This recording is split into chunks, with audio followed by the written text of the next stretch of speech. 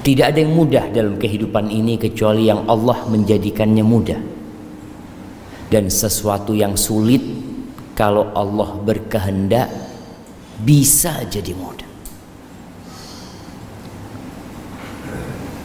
Dan Allah menyuruh kita berdoa.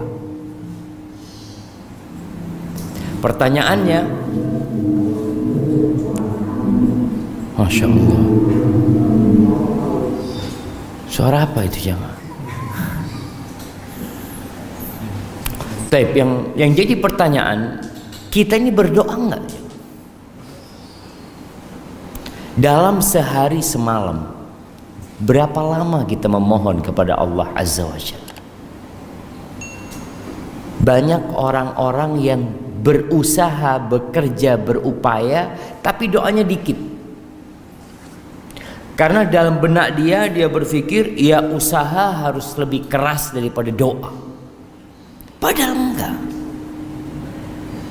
Kita disuruh berusaha, tapi kita disuruh berdoa. Sama-sama.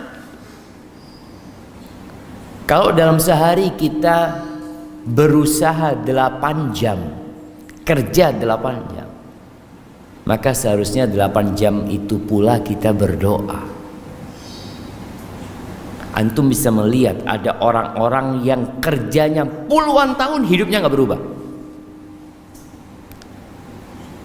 Kalau dalam pikiran kita mungkin seharusnya orang ini udah jadi orang kaya gitu.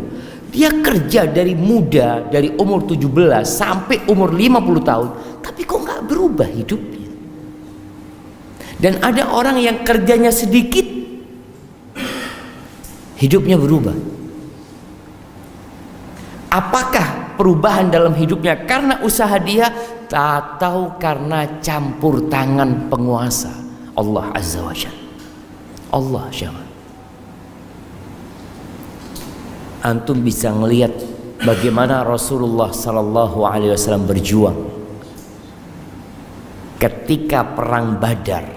Berapa lawan berapa jemaah? Kita tahu 300 lawan 1000. Kira-kira seperti itu.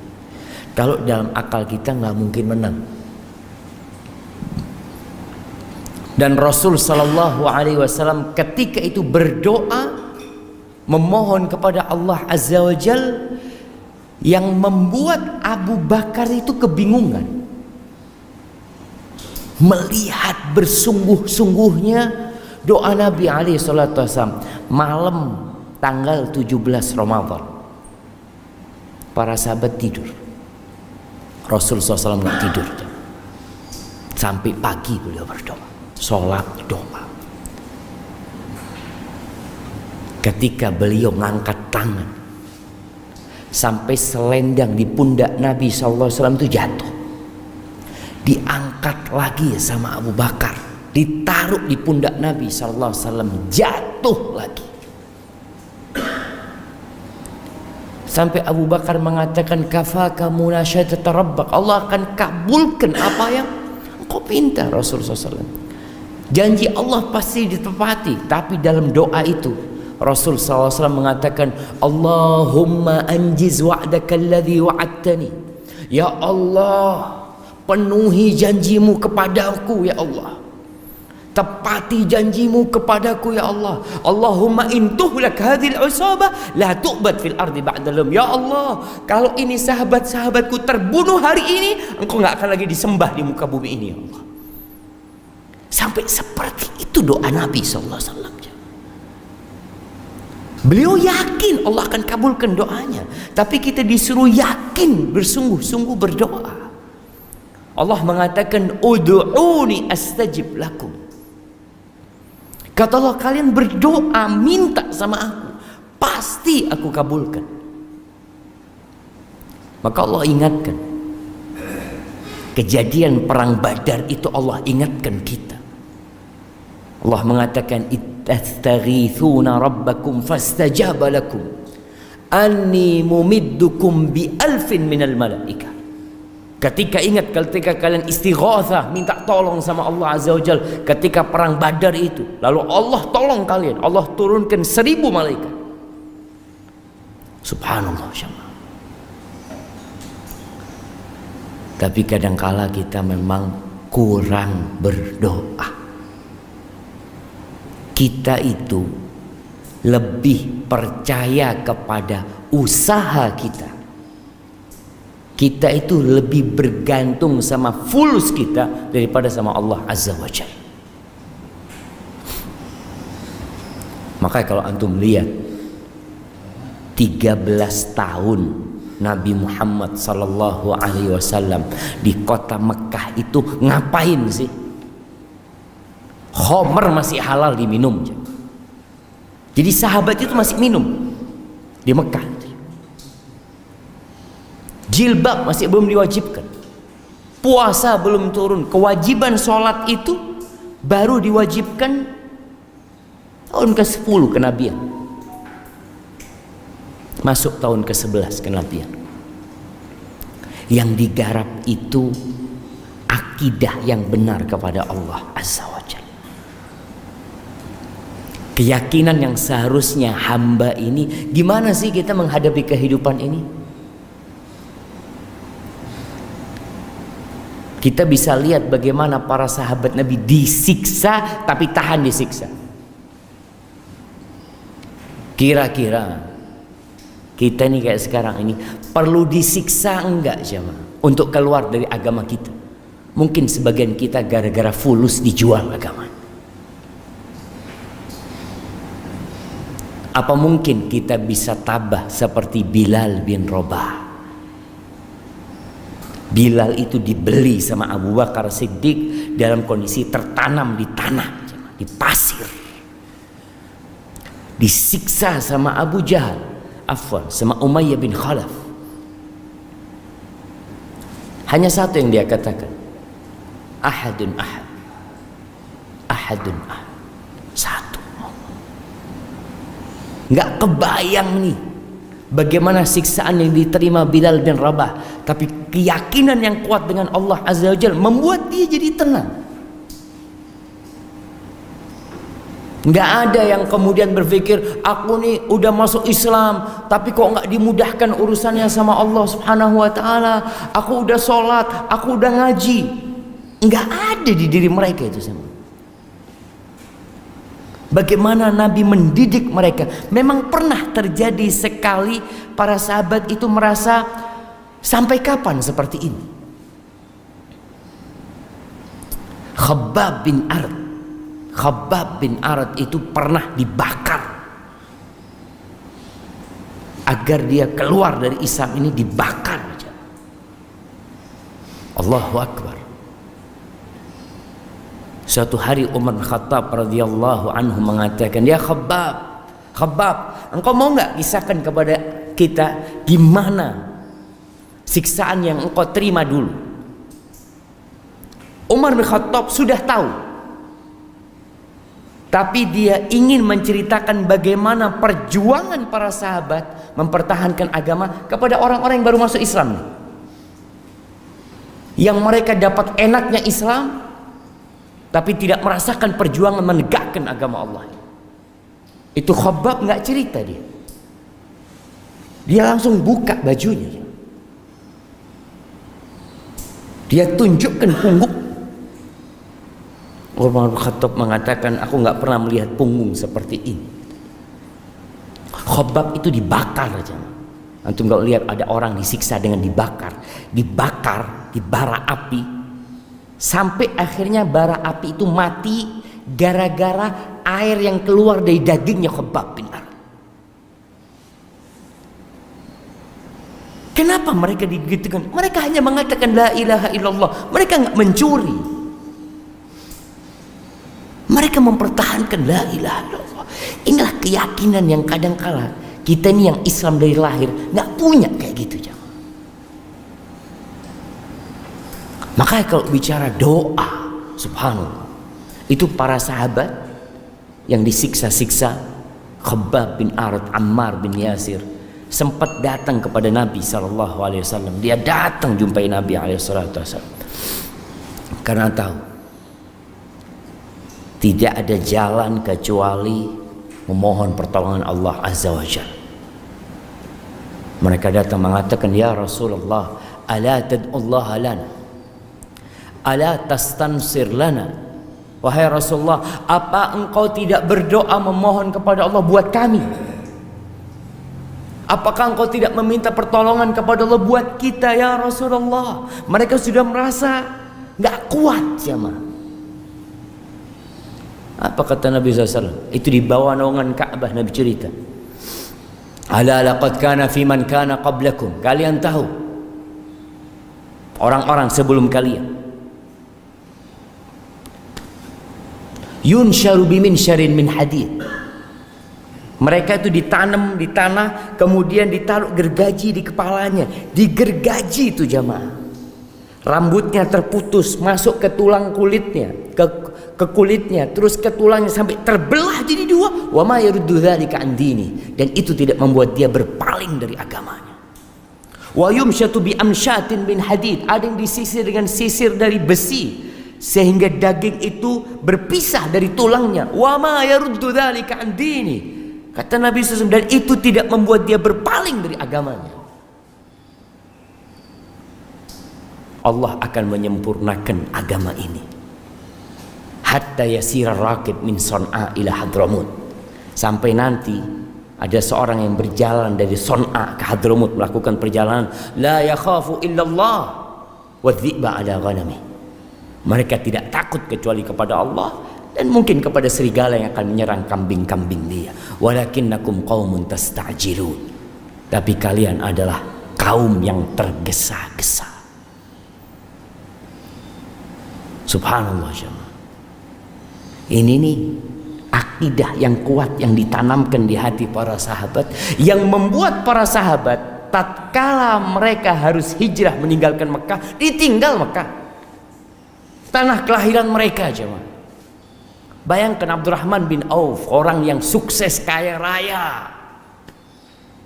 Dia harus meninggalkan Mekah, meninggalkan tanah yang dia beli, meninggalkan rumah yang dia miliki, keluarga yang dia cintai, ditinggal semuanya. Demi apa? La ilaha illallah. Sampai ke kota Madinah. Punya apa Abdurrahman bin Auf? Punya apa? Dia punya Allah Azza wa Jalla. Itu yang penting buat dia. Aku berpisah dengan semuanya, yang penting Allah bersama. Subhanallah. Sampai Madinah, kerja Abdurrahman bin Auf. Syu'ul dia. Dia itu mau dikasih fulus. Ini jiwa seorang muslim. Dia itu dijadikan saudara sama Sa'ad bin Rabi'. Jadi Rasul SAW, sahabat-sahabat yang hijrah itu, yang mereka nggak punya apa-apa, akhirnya dibagi. Engkau fulan berangkat sama fulan, fulan bawa ke rumahmu, fulan ini bawa ke rumahmu, bawa ke rumahmu. Karena mau gimana? Mereka nggak punya tempat tinggal, mereka nggak punya pekerjaan, mereka tidak kenal siapa-siapa di kota Madinah. Dibawa tuh ke rumahnya. Apa kata Sa'ad bin Rabi'? Ya Abdurrahman, kau saudaraku sekarang. Syekh Abdurrahman, ana termasuk orang yang paling kaya di kota Madinah. Maka separuh hartaku buat engkau. Kita kalau ditawarin kayak gitu, mikir gitu jemaah. Ya Allah, jazakallah khair. Ya Allah, ente khair, ente masya Allah.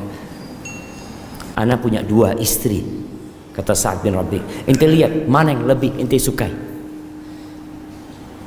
Anak akan ceraikan, ente tunggu masa idahnya, ente nikahi dia. Ada perasaan kayak gitu sekarang jemaah. Itu Abdurrahman bin Auf mendengarkan Sa'ad bin Rabi' mengatakan itu, barakallahu laka fi malika wa ahlik. Semoga Allah memberkatimu di hartamu dan keluargamu. Dulluni ala suq, tunjukkan di mana ada pasar. Ana mau syughul, ana mau kerja. Subhanallah. Dan kerja para sahabat.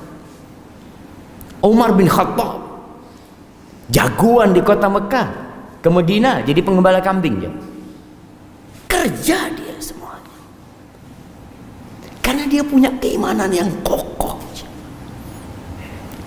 Kita nih, anak mau bertanya lagi, berapa kali kita berdoa? memohon kepada Allah Azza wa Jalla agar Allah memperbaiki kehidupan kita. Mungkin ada sebagian yang mengatakan, Ustaz, anak udah berdoa berulang kali tapi nggak dikabulkan. Coba lihat kenapa nggak dikabulkan. Allah nggak mungkin ingkar janji, nggak mungkin. Jadi kalau ada yang merasa anak ini Ustaz bertahun-tahun hidup kok nggak ada perubahan di diri anak, anak sudah berdoa, anak sudah minta sama Allah Subhanahu wa Ta'ala. Bahkan ana cari waktu-waktu mustajab. Kapan waktu mustajab? Antara azan dan qomat. Sepertiga malam akhir. Ya Allah. Kemudian nih sore hari Jumat. Sebelum matahari terbenam nih jemaah, habis asar, itu kata Nabi SAW, inna fi yaumil jum'ati la sa'ah. Ada waktu di hari Jumat tidaklah seorang hamba memohon kepada Allah Azza wa Jalla melainkan Allah kabulkan doa. Tapi banyak di antara kita mungkin yang merasa, ana sudah berdoa Ustaz, tapi kok kayaknya belum dikabulkan. Masalahnya di mana? Masalahnya di kita. Yang pertama, kadangkala kita masih makan haram. Sayati 'alan nasi zamanun, akan datang satu masa kepada manusia, kata Nabi SAW, la yubalil mar'u, orang ketika itu tidak peduli lagi min ainak tasabahu, dia nggak tahu lagi harta dapat dari mana, nggak ngurus dia. Amin halalin amin haram, nggak peduli dia dari halal haram, yang penting anak syukur, yang penting anak kerja. Akan datang satu masa seperti itu. Padahal Allah tidak akan mengabulkan doa dari orang yang dagingnya tumbuh dari yang haram. Nih Rasul SAW mengatakan, innallaha thayyibun la yaqbalu illa thayyiban. Allah itu maha baik dan Allah tidak terima kecuali yang baik. Wa innallaha amaral mu'minin bima amara bihil mursalin. Allah perintahkan kepada orang-orang beriman sebagaimana Allah perintahkan kepada para utusan Allah, agar mereka makan yang halal dan beramal soleh. Lalu beliau menyebutkan tentang seorang yang dalam perjalanan. Thumma dzakara ar-rajula yutilu safara ash'atha aghbar. Seorang yang melakukan perjalanan panjang. Orang kalau musafir dulu jemaah, bagaimana kondisinya? Bajunya itu Allah udah berdebu, bercampur dengan keringat. Wajahnya berdebu bercampur dengan keringat. Rambutnya jangan ditanya. Dia mengangkat tangannya kepada Allah, berdoa mengatakan, Ya Rabb, Ya Rabb. Dia panggil Allah dengan namanya Rabb, pencipta, pemilik, penguasa alam semesta ini. Dia memohon kepada Allah sesuatu. Apa kata Nabi SAW? Wa mat'amuhu haram, yaitu makan haram. Wa mashrabu haram, minumnya juga haram. Wa ghudhiya bil haram, dikasih makan dari yang haram, yang dipakai juga haram. Fa anna yustajab lah, gimana mau dikabulkan doa dia? Maka tolong perhatikan. Ini yang pertama, ada sesuatu yang membuat doa itu tidak dikabulkan. Yang kedua, antum nggak yakin ketika berdoa. Banyak orang doanya itu nyoba aja. Iyalah, tak coba ya, anak mau doa. Iyalah, nggak seperti itu. Nabi SAW mengatakan, la yastajibullah du'aan min qalbin lahin ghafil. Allah tidak akan mengabulkan doa yang berasal dari hati yang lalai, yang lupa, nggak serius doanya. Nabi juga menekankan sallallahu alaihi wasallam, ud'ullah wa antum muqinuna bil ijabah. Berdoalah kepada Allah dalam kondisi kalian yakin yakin akan dikabulkan, yakin. Ini yang namanya optimis dalam berdoa. Sungguh-sungguh husnudzon sama Allah. Kita tuh kadang-kala, aduh, kayaknya nggak dikabulkan gitu. Ana ini sudah 3 tahun doa. Ada nggak yang kayak gitu jemaah? Antum lihat Nabi Zakaria, dari mulai muda zuat, kepingin punya anak, terus berdoa.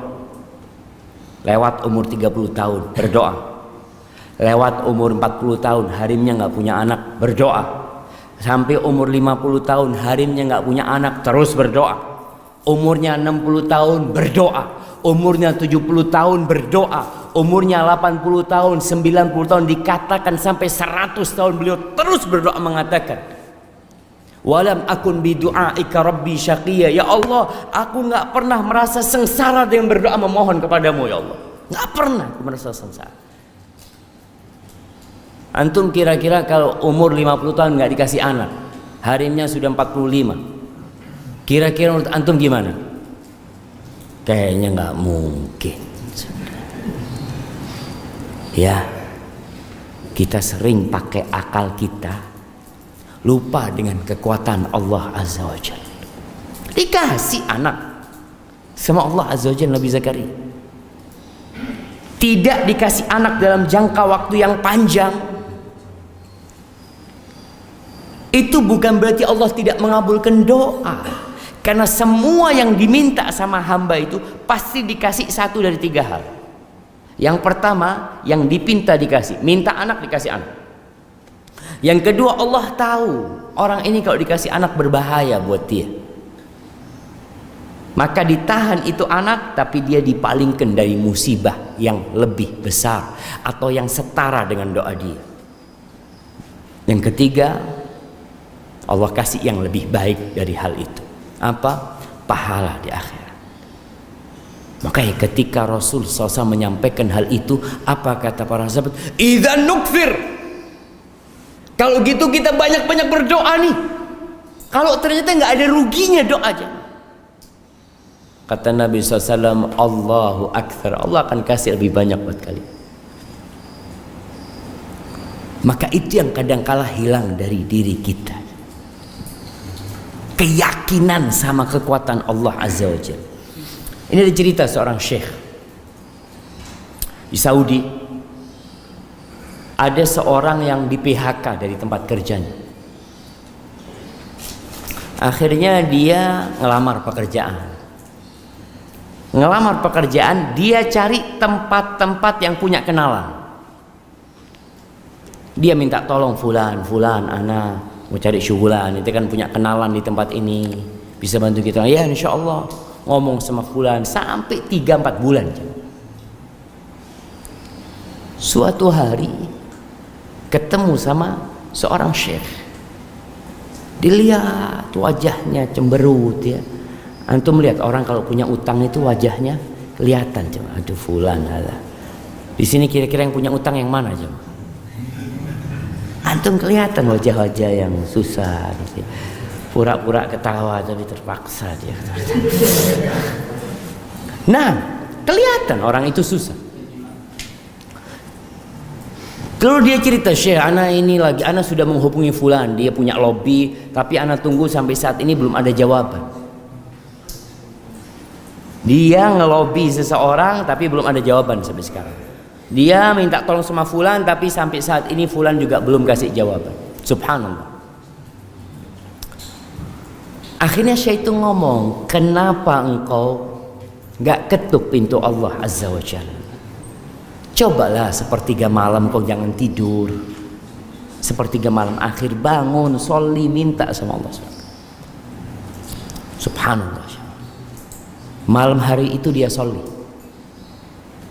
sholat, besok paginya dia keluar rumah. Pokoknya dia tiap pagi minta izin sama harimnya, ana mau cari kerjaan. Keluar dari rumahnya naik sayaro, naik mobil dia, dilihat di sebelah kanannya itu ada kantor pemerintahan atau kantor apa. Dia ngeliat kenapa anak kok nggak nyoba di sini? Dia nyoba di tempat yang jauh karena dia punya kenalan. Dia pikir punya kenalan aja belum tentu bisa, apalagi anak yang tidak punya kenalan siapa-siapa di tempat ini. Tapi hati kecil dia ketika itu nyuruh dia berhenti di tempat ini. Cobalah. Masya Allah, dia turun dari seronya, tanya ke resepsionis, ada lowongan kerja nggak? Oh, kata dia, ada, kata dia. Supaya ini nggak kenal jamaah, nggak kenal sama sekali sama dia.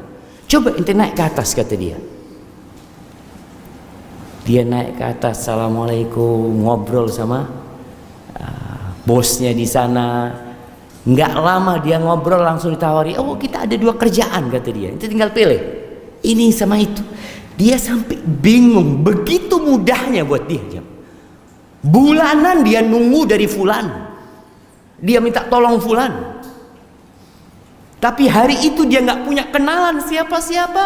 Masya Allah, dikasih kerjaan, disuruh milih dekat sama bednya, dekat sama rumahnya jamaah. 3 hari kemudian dia ketemu sama syekh itu. Kata syekh, lihat, oh ente wajahnya kok lain sekarang ini. Ada apa ente? Cerita dia jamaah. Ini loh kekuatan doa jamaah, yang kadang kala kita kurang di sana. Coba lihat para nabi nggak berhenti berdoa. Nabi Ibrahim alaihissalam sama juga, nggak dikasih anak. Apakah berhenti berdoa? Terus berdoa sampai akhirnya punya anak Ismail. Itu harimnya Nabi Ibrahim, kesian ngelihat Nabi Ibrahim sudah tua dan terus berdoa minta anak, dan si istri tahu anak sudah mandul. Akhirnya dia punya budak Hajar, itu diberikan kepada Nabi Ibrahim, dizuat sama Nabi Ibrahim alaihissalam. Puluhan tahun nunggu anak, dikasih anak ya. Apa yang terjadi? Nggak boleh ngelihat anaknya.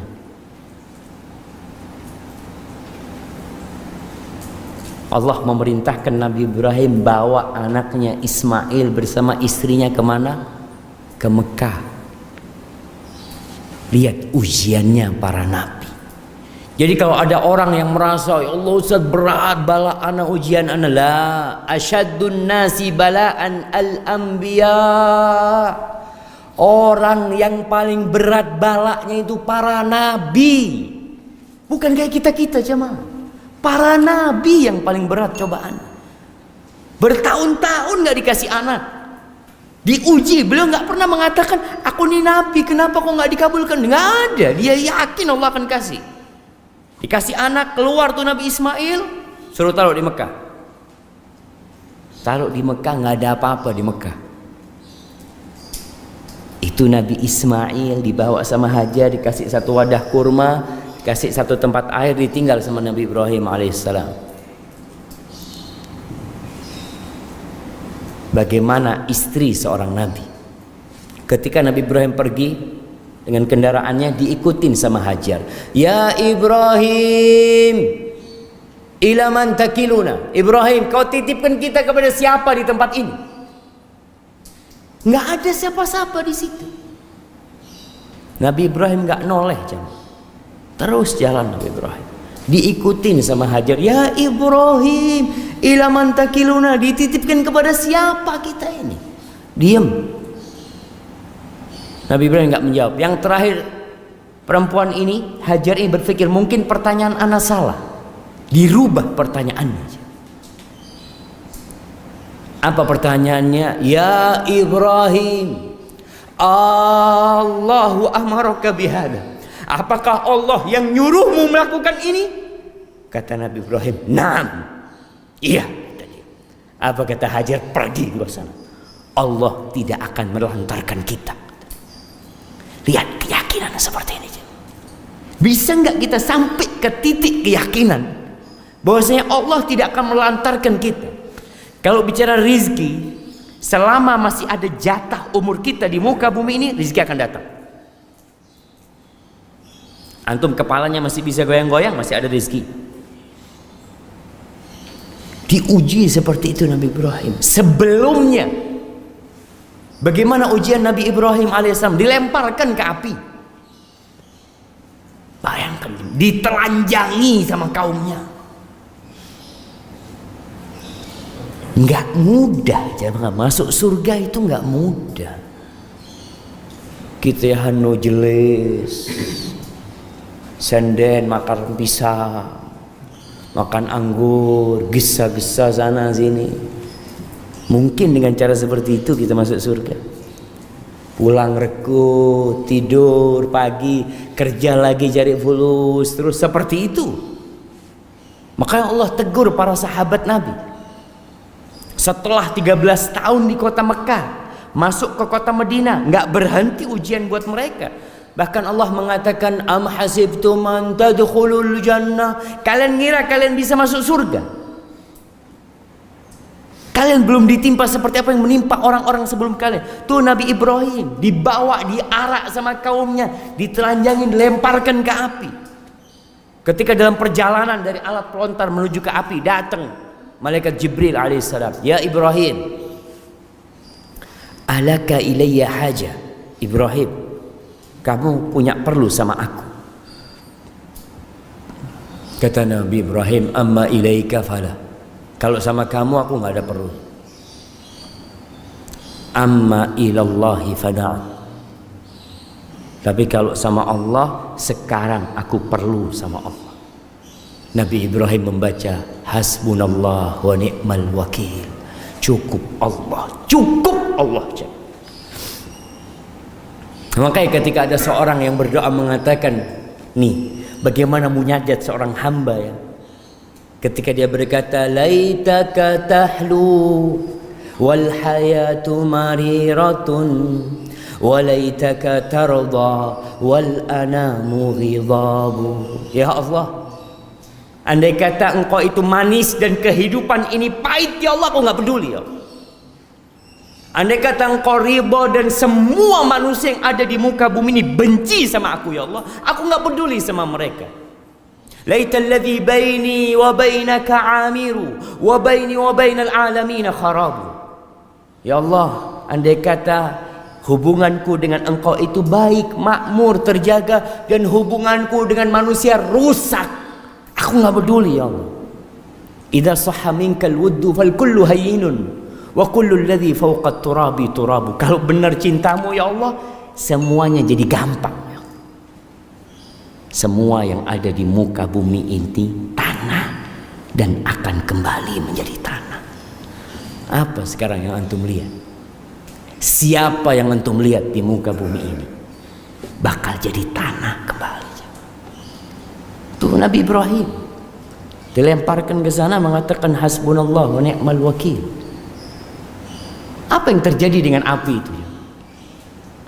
Mungkin dalam bayangan manusia, kalau antum berpikir sebuah musibah, oh Allah kirimkan hujan sehingga api itu jadi mati, atau Allah turunkan salju sehingga api itu jadi mati, atau Allah kirimkan angin yang membuat api itu jadi padam. Subhanallah, semua itu tidak terjadi. Allah itu Rabbul Alamin, Tuhannya api. Allah mengatakan wa qulna ya nar, Allah mengatakan wahai api, kuni bardan wa salaman ala Ibrahim, jadilah engkau dingin dan keselamatan buat Ibrahim. Siapa yang bisa melakukan itu? Rabbul Alamin. Maka jangan ngeremehkan doa. Sesuai dengan kadar keilmuan kita tentang Allah Azza wa Jal, seperti itu pula kualitas doa kita. Ada yang doa cuma cari fulus, ekonomi supaya diperbaiki. Bas, doanya hanya untuk dia, keluarganya, rumahnya, tetangganya nggak pernah didoakan. Pernah antum doakan tetangga supaya dapat hidayah, jemaah? Yang tinggal di sini siapa? Masya Allah. Pernah doakan tonggo-tonggonya mudah-mudahan dikasih hidayah, ya Allah? Kira-kira pernah enggak? Wallahu a'lam kayaknya. Sama aja. Kita kadang-kadang punya sohib nggak benar. Pernah nggak engkau sebutkan nama dia dalam doa?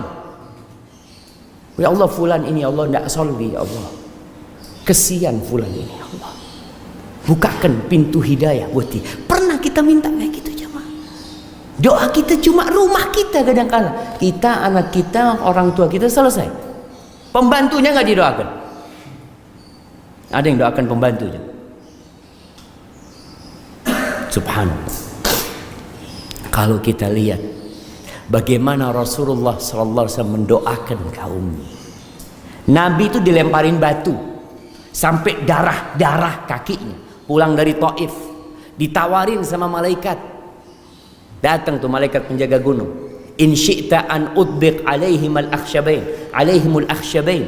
Kalau engkau mau, aku cabut 2 gunung, aku timpakan kepada penduduk Mekah atau penduduk Taif. Kata Nabi sebelah, jangan. Aku berharap Allah mengeluarkan dari sulbi mereka orang-orang yang mentauhidkan Allah Azza wa Jalla. Itu jamaah. Seperti itu doa Nabi SAW. Apa sih beratnya kita memohon kepada Allah untuk keluarga kita? Abdullah bin Mubarak, orang biasanya kalau umrah disuruh berdoa di mana? Multazam, di Raudhah, di Safa dan Marwah. Minum zam-zam, doa tuh ketika minum air zam-zam tuh, Masya Allah. Apa doanya ketika minum air zam-zam? Abdullah bin Mubarak ketika minum air zam-zam, dulu ngambilnya pakai sumur jamaah. Setelah dia ambil air itu, dia menghadap ke Ka'bah, karena sunnahnya berdoa dalam kondisi berwudu menghadap ke Ka'bah. Lalu dia mengatakan, Allahumma ya Allah, aku telah mendapatkan berita dari guruku, dari gurunya, dari Jabir bin Abdullah radhiyallahu anhu, dari Nabimu Muhammad sallallahu alaihi wasallam, kalau beliau bersabda, ma'u zamzam lima syuribalahu, air zam-zam itu tergantung niat meminumnya. Fa inni ashrabuhu li dhama'i yaumil mahsyar. Ya Allah, aku minum air zam-zam ini agar aku tidak kehausan di padang mahsyar. Mereka memandang kepada kehidupan yang layak dan abadi. Kita kadang-kadang cuma kepingin sehat badannya di dunia. Pernahkah antum kebayang ketika keluar dari kuburan, digiring ke padang mahsyar, matahari mendekat, ada orang-orang yang mendapatkan naungan dari Allah Azza wa Jalla. Yauma la dhilla illa dhilluh. Pada hari tidak ada naungan kecuali naungan Allah Azza wa Jalla. Pernahkah kita kepikiran ke sana? Kita nggak pernah belajar tentang itu, jamaah. Baik, kebanyakan orang kata Allah, ya'lamuna zahiran minal hayatid dunya wa hum 'anil akhirah hum ghafilun. Ilmunya itu cuma urusan dunia. Akhirat itu enggak kebayang. Maka nasihat anak, pelajari tentang Allah. Siapa sih Allah yang kita sembah itu? Apa sih kemampuan Allah? Apa sih kekuatan Allah Azza wa Jalla? Pelajari tentang itu. Dan banyak-banyak berdoa dengan penuh keyakinan, bersih-bersih diri kita, cari waktu yang mustajab, dan jangan berhenti minta ilmu sama Allah Azza.